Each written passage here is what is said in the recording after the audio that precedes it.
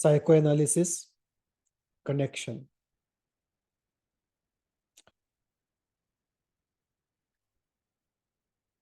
In psychoanalysis, we use terms like relationship, attachment, investment, cathexis, loading of affect. In simple language, clients use the term connection. Connection is a word most commonly used by clients and also by people at large in society. Instead of technical words like relationship, attachment, emotional investment, cathexis, affect loading, affect investment, and so on. Today we'll explore what this word connection means in society, and this has usefulness for the therapist, for the client, and for society at large. Connection is a word which most people use to say, I want a good connection in my life, but somehow I'm not able to have it. Or I don't feel connected to the person I am living with. There is a world of difference between the near one and the dear one. The near one is not the dear one because I don't feel the connection. We are also living in the age of loneliness, where the core difficulty is to have deeply emotional connections which can satisfy us. So even while we are surrounded by people, many of whom are our family members, and yet we can feel completely lonely. So in the metropolis of more than 1 million people, human beings find themselves lonely. And this has become almost a global pandemic now. Unrecognized, untreated global pandemic. Let us therefore start with the word connection and try to understand it. And then after understanding the basics, we can go into the details of the psychoanalytic process of connection, the historical and social factors which are involved, the spirit of the age, which seems to be supporting loneliness more than connection, and what can we do to come out of it. One of the issues here is the closure of modernity. And for those interested, they can see our discussion on the closure of modernity. The entire era of modernity was one of nuclearization of the individual.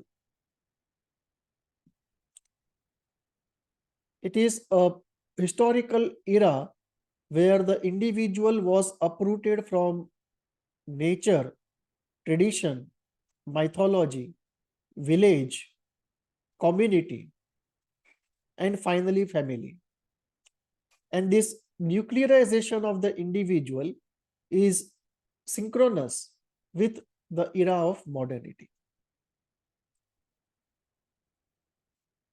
We keep that discussion for later. Today, let us just clarify what this word connection means, and then we can go into the deeper aspects of the entire discussion on human relationships. So let us today just understand the word connection.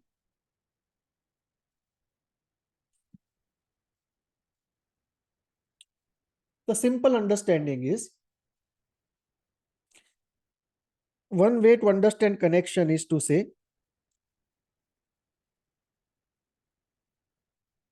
there is somebody called a stranger and I am not connected to him at all. So with the stranger, the connection is zero. So if you plot the continuum of connection from 0 to 100, with the stranger, the connection is zero. Then you have an acquaintance, somebody introduced by somebody, and you meet only once or twice. And there's nothing so important or attractive or repulsive about that person. He's run of the mill individual, one among million.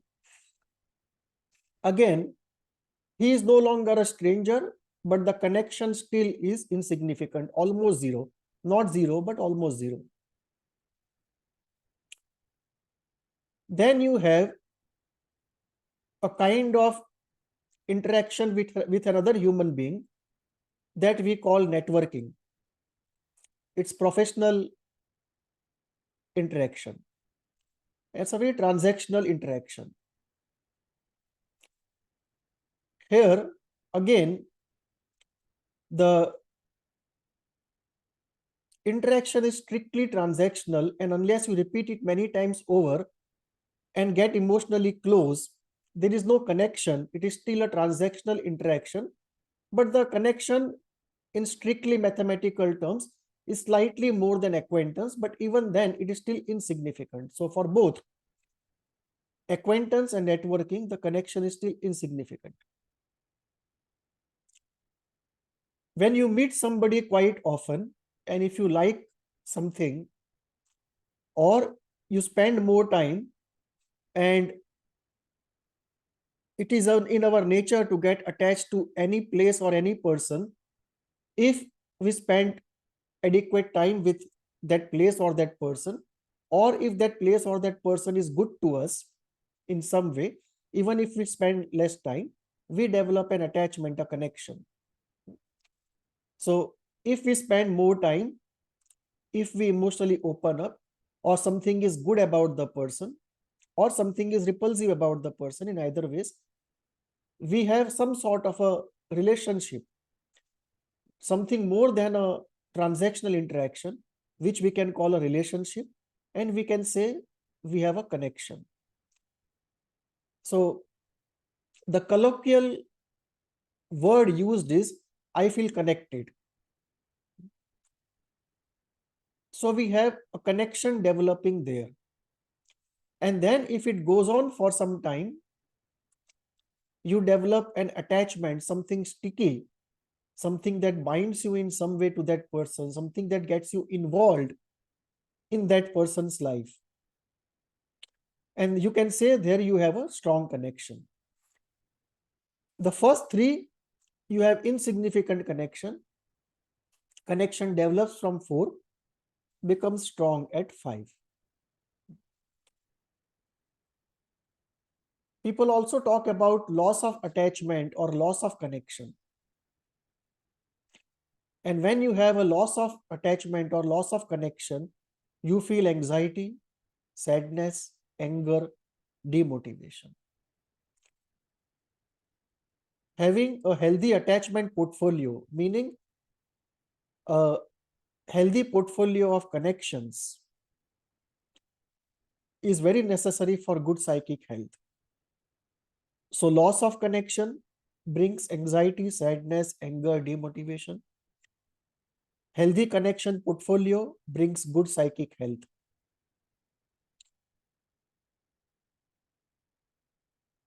Till now, it seems very linear, very straightforward. Now the complications come. We can feel lonely even while we are surrounded by everyone. That we are surrounded by everyone physically speaking, but we don't feel connected to any of them, and we feel lonely. Which means even if we had a relationship with somebody, even a strong attachment to somebody, after some time it may happen that that attachment, that connection gets deactivated, and we don't feel connected to the person. And if we are surrounded by such people, even while we are surrounded by everyone, we still feel lonely, as though connections which were once strong and active are now weak and deactivated, or are dead and no longer exist. So connections are very dynamic entities. They can move from being strong to weak. They can move from being alive to dead. They can move from being active to inactive.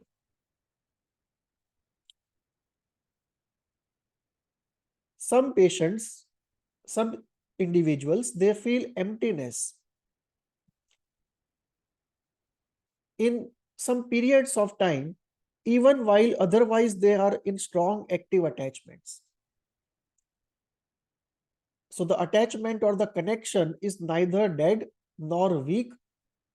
It is just that while the attachment is on, there come bouts of times where the feeling of emptiness comes up in the person. And often the person tries to fill up this emptiness by some adventure, some addiction, maybe just by wasting time in meaningless talk or any other diversion. So there can be a feeling of complete loss of connection and emptiness in some periods of time, even while one is situated in an otherwise strong and active relationship, strong and active connection on the whole. Connection can also be to the non-human objects. It's not necessary. Human connection is not necessary to only human objects. Human beings have the capability to get connected to home, to hostel, to pets, to memories.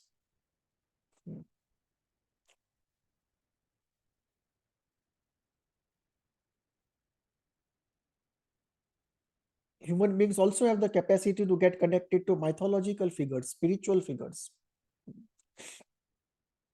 So connection to non-human objects is very much a human trait. With modernity, we saw this thing going down. Otherwise, getting connected to nature and animals was very much a part of all human cultures in history.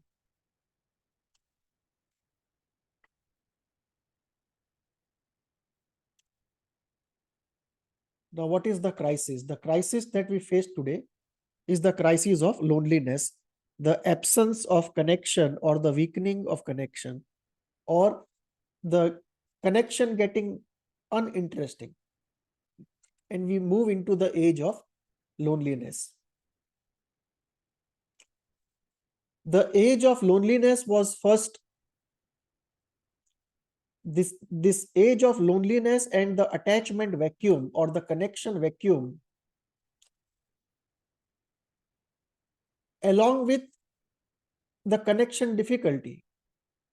Even if one wants to get connected, one finds it difficult to get connected. This was first brought out by the existential philosopher Kierkegaard, Soren Kierkegaard. Soren Kierkegaard wrote extensively about human themes like loneliness, emptiness, despair, ennui. The German philosopher Nietzsche continued with the trend of writing about loneliness. And obviously, both Kierkegaard and Nietzsche experienced firsthand very intense loneliness. I think it is Nietzsche, if I am not mistaken, who writes somewhere, "Alone I sing the song of my loneliness, all into my own ears."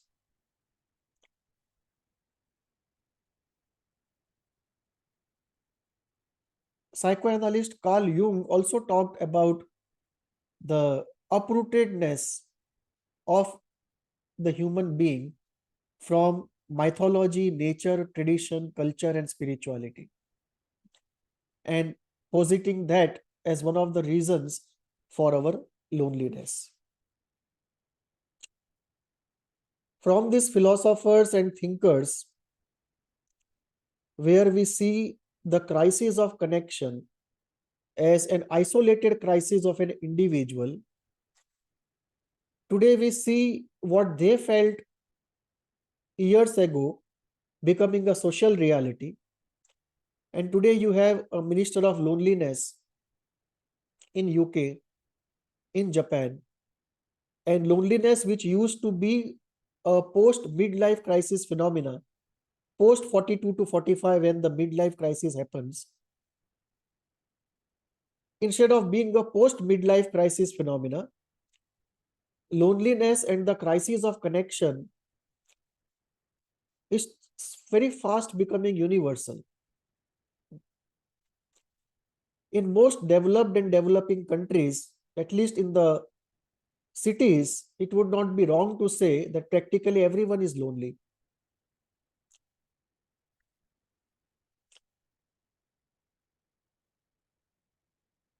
Sri Aurobindo writes that the inner loneliness can be overcome only with the union with the divine.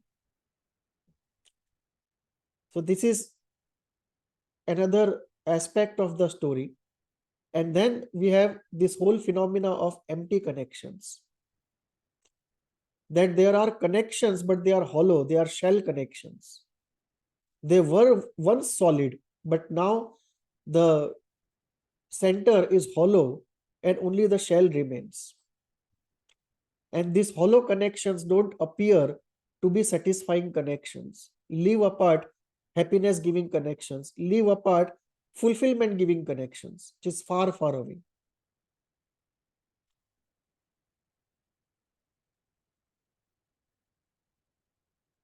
The crisis of connections has happened because of many factors, including modernity, including the onset of the corporate life, including the global competition, including the unbalanced, only productivity driven life.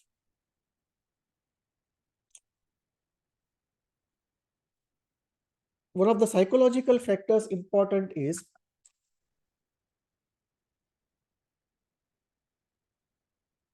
emotional disappointments happening very early in life, leading to the template of I fear love. And that's one of the important reasons why many don't feel comfortable in creating new connections when they know fully well that they are suffering the crisis of connections and loneliness. So those lonely who know clearly what is the solution to their problems are not able to implement the solution because of many reasons. One of the reasons is the template of I fear love. Because I fear the breakup that happens in love and the consequent pain.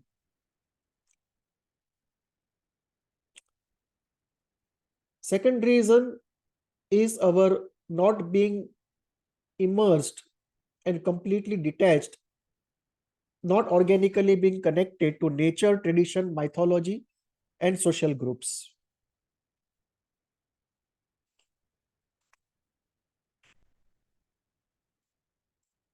And because from childhood we have never had these experiences, we find it difficult to connect.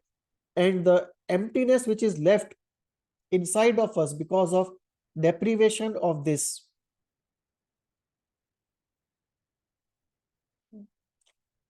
that also is one of the reasons for our not being rooted and being lonely, not having good connections.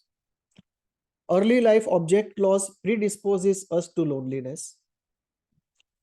And it gets to a situation where some people find it easier to raise two kids of dogs than to raise one kid of oneself. And that has to do with fear of connections, avoidance of connections, and yet there being a need for connection. So you avoid human connections, but the need for the connection cannot be put aside. So you go to pets. Let us now look at the rainbow of connections. And all connections can be divided into pleasant and unpleasant. Today we'll focus on the pleasant ones, not the traumatic ones.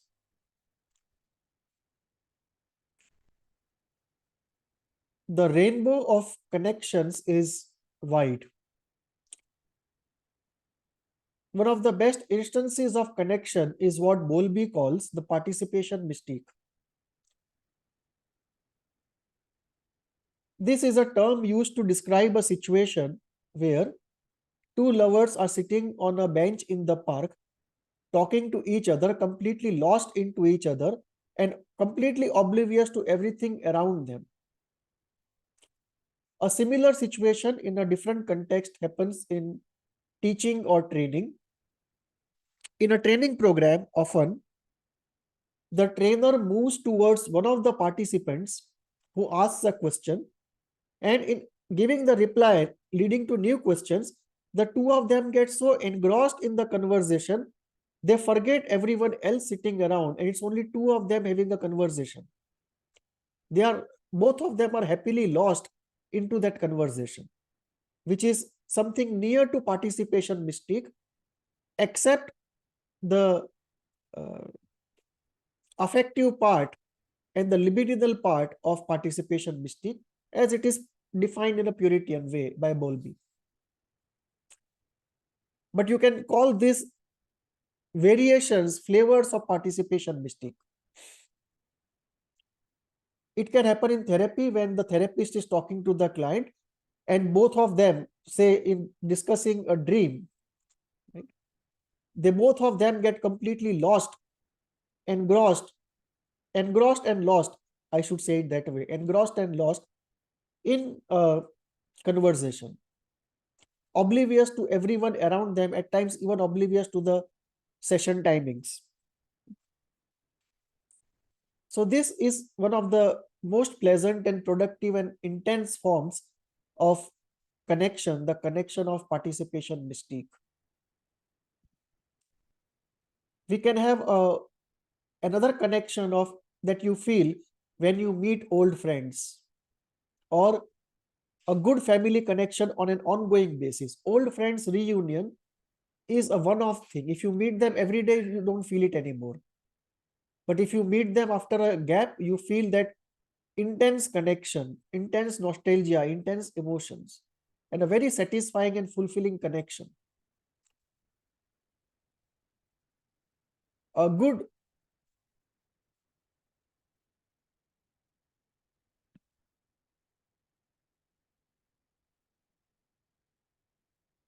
a good family connection or a good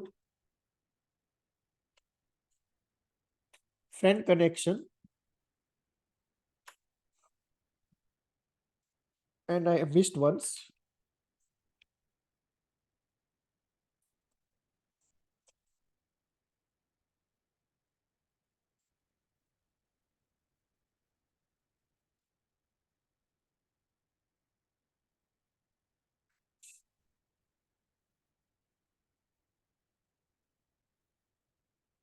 Old friends reunion is a temporarily felt very good connection, but temporarily felt.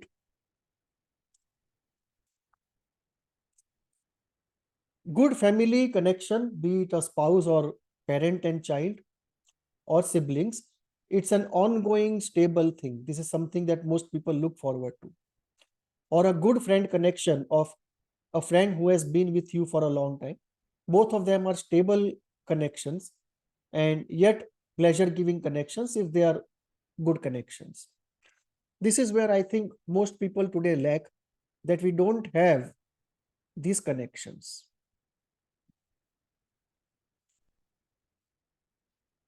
Either they are not alive, or they are not good enough, or they are started deactivating because of disappointments.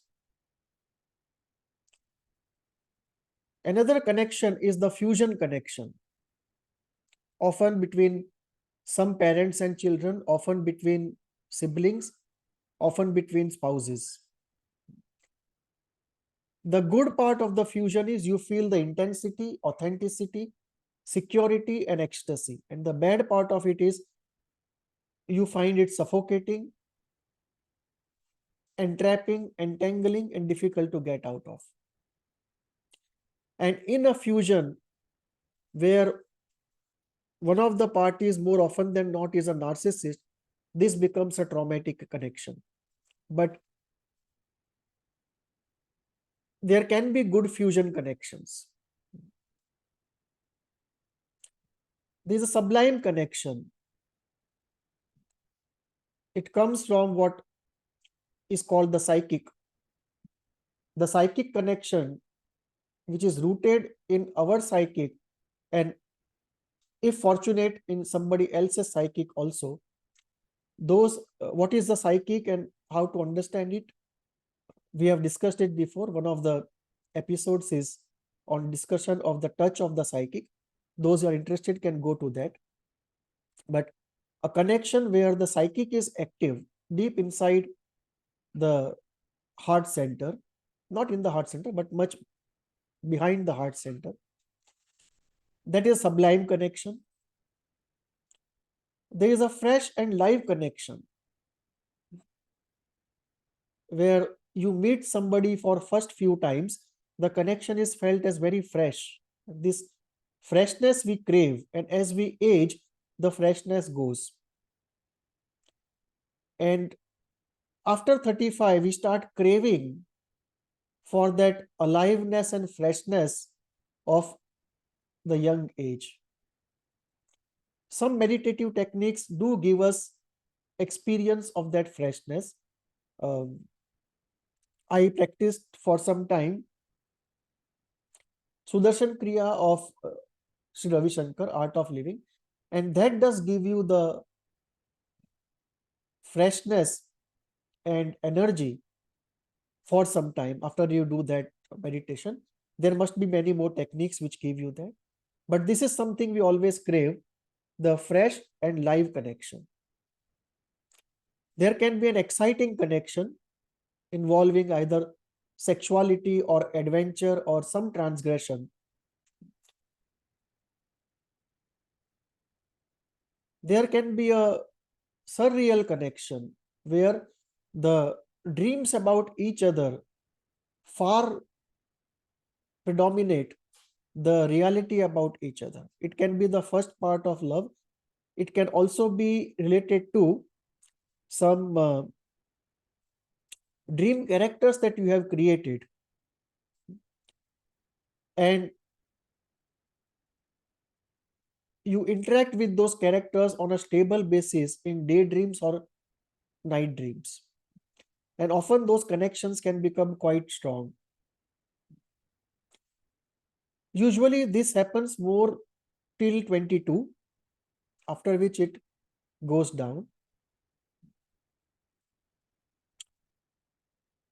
But so many of these attempts are broken with a lot of pain that we find it difficult to go back to this way of living, even if we are conscious enough now to keep it under control.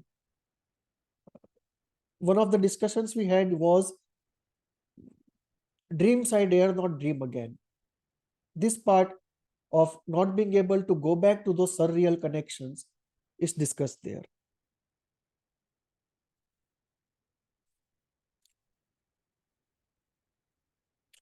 Now let us come to the inner world as to what is happening in our inner world related to connection. The core entity necessary for having good connections is first openness to connection. But with age, this openness to connection usually goes away. And it goes away because of repeated disappointment, which slowly leads to hopelessness and resignation. And by and large, it coincides with the midlife crisis. Fear of connection is often because of early life events. the connection with the parents is not healthy, not pleasant. And this early life connection difficulty with the parents and later life disappointments repeating themselves, leading to resignation, put together, they get us into a paradoxical situation where our mind says, I want a connection, I don't want a connection. One part of us wants a connection, another part of us is afraid of connection, and we get caught in that logjam.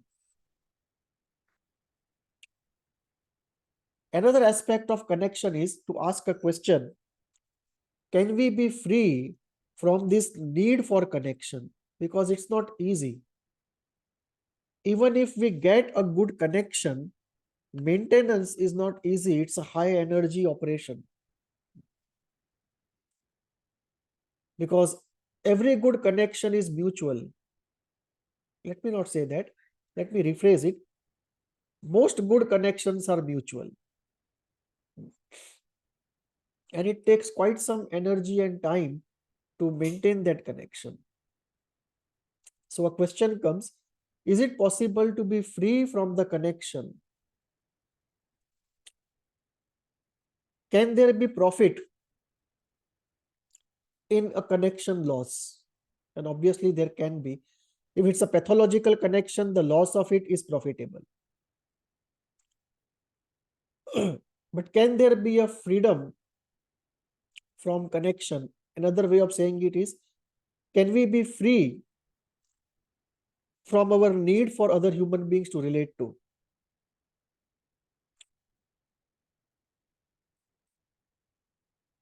There are two opinions on this. Western standpoint is more pessimistic, that we can reduce it to a minimum, but we cannot be free from the need for connections. Eastern opinion is more liberal, more positive. Eastern spirituality, especially Hindu spirituality, and is very clear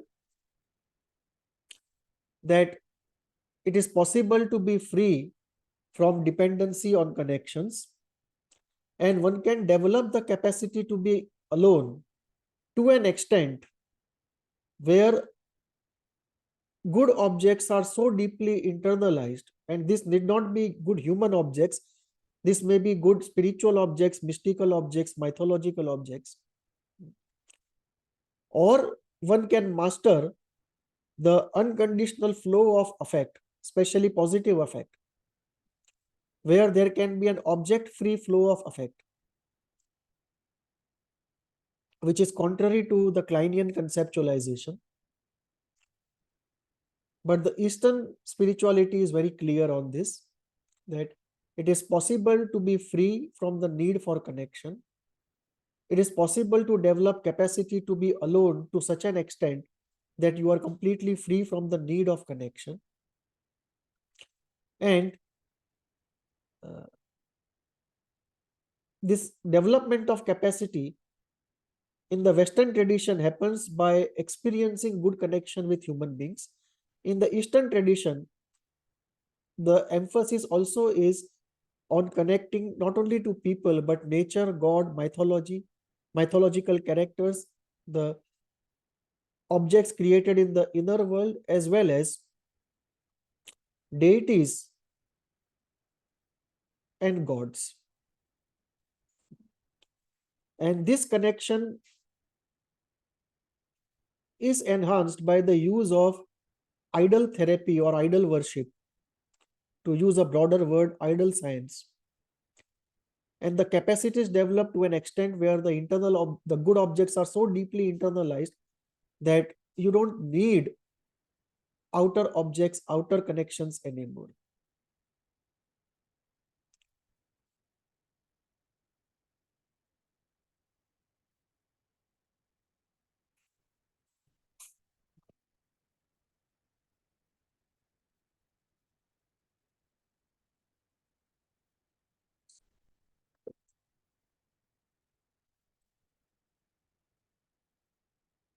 One important aspect of connections is related to the qualitative aspect of the connection. We want to experience a connection which is good, fresh, and alive. Osho used to say something very good about it. He used to say that this type of connections are like flowers. They have a very small shelf life. They are very good, very beautiful, very fragrant, very sublime, but they last short. Whereas connections which are more stable, they don't have this quality of freshness and aliveness or anything sublime.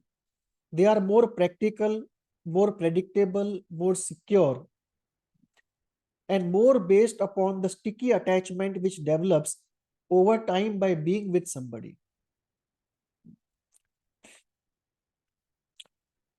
Or getting into a relationship where two people have children or two people have common parents, that kind of a sticky relationship.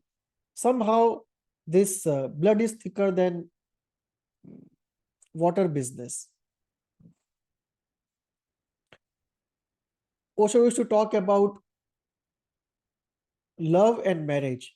Love is like a flower, it has a very short life, and marriage is like a tree, very stable, very long, but the tree can never be equal to the flower when it comes to beauty or fragrance or poetry of life.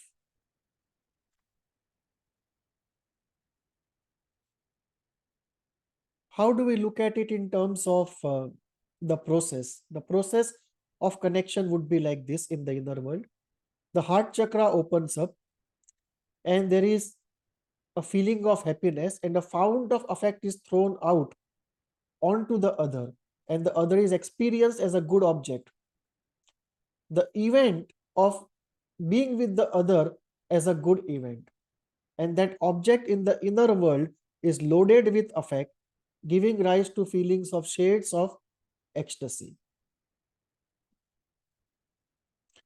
So this is by and large one description. There can be many descriptions, some of them more accurate and more elemental and fundamental than this. But to start off the discussion, this is a good colloquial expression of the process in the inner world of the good connection. Now the question is what to do, what can be done. If we all want good connections and we are all experiencing a deprivation of good connections, what can be done? Is there any way out?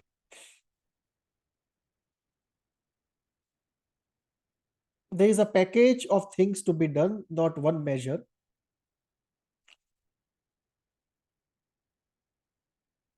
Let's list out the elements of that package. First is therapy. Early life problems have to be resolved, especially early life emotional difficulties with the parents. Second, adult life, past disappointments, hopelessness, resignation, that has to be worked through, involving a lot of catharsis.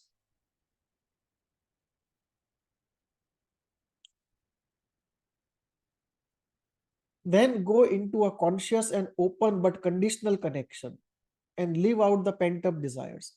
Be conscious about the pent-up desires and leave them out in open conditional connections. Then go to connect with nature, myth, mysticism, and spirituality. Then go for conscious, temporal, and intense connection where you experience freshness and aliveness, but consciously you know it's a temporal connection. And then consciously go crazy in some connection where you are not sure whether the other person will be equally involved, but you go crazy because you have to experience it. And this is better done in Osho commune kind of situations rather than a regular society. Osho commune is very ideally suited for this kind of experiences. I think if somebody has a connection difficulty, all this, the entire package can be best implemented by becoming a member of the OSHO commune and having a therapy outside. And of course, working on oneself, by oneself. The three, therapy, living in OSHO commune, or at least substantially living in OSHO commune, and self-work. The three, in self-work, taking guidance from somebody who is deeply and holistically knowledgeable about spirituality. These three, they create a good package for re-enabling oneself to enter the world of connections.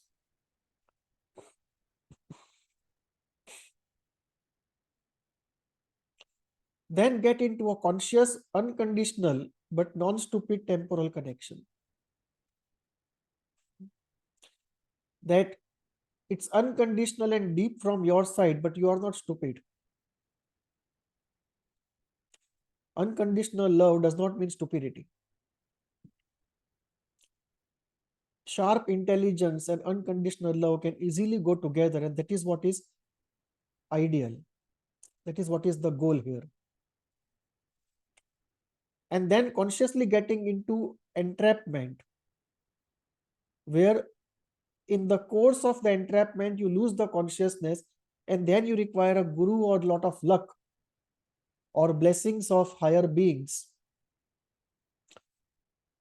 to enable you to come out into freedom from that entrapment. And then you really become enabled for freedom while in connections. And then comes the next part of freedom from connections, the capacity building. And that calls for sadhana, spirituality. And according to the spiritual process, especially if you're following the Hindu path, be it tantric or Vedic, connection to deities or gods or gurus, past gurus, or non-human entities. And lastly, the goal is enlightenment, where the need for all connection and all the pleasure that comes from connection and all the security that comes from connection, it all dissolves into a secure freedom. A freedom that doesn't question itself. It's a freedom that is fulfillment. So enlightenment, that is a goal. It's a goal beyond connections. But you can go to that goal only after experiencing good connections, only after experiencing the profound limitations of every connection. So you have to go through all the steps. There is no jumping out of it. But if we go through it, the enlightenment becomes the goal.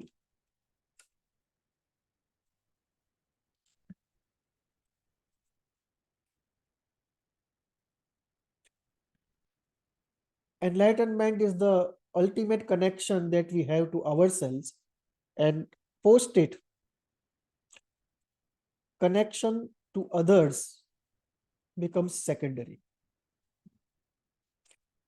And for the first time, we experience freedom from the strange hold of the game of connections. Thank you.